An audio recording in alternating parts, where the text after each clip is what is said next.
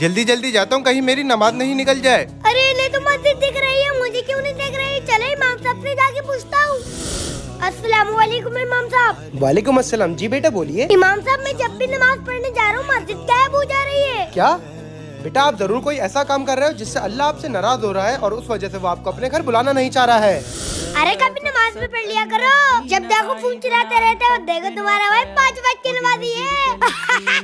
आओ नमाज पढ़ने चल रहे। अरे मैं तो भूल ही गया था तुम तो जुम्मे की नमाज पढ़ने वाले हो। अगले हफ्ते जुम्मा है, अगले हफ्ते नमाज पढ़िए। बस यही वजह है जो अल्लाह तुम अपने घर बुलाना नहीं चाह रहा है। तुम अपनी इबादत पे घमंड करते हो और दूसरे लोगों का मजाक बनाते हो। तुम अल्लाह से सच्चे दिल से तौबा करो, फिर अल्लाह तुम्हें अपने आगे सजदे की तौफीक इंशाल्लाह जरूर देगा। या अल्लाह तुम मुझे माफ कर दे, मैं आज के बाद कभी ऐसा नहीं करूँगा। अरे वाह मस्जिद।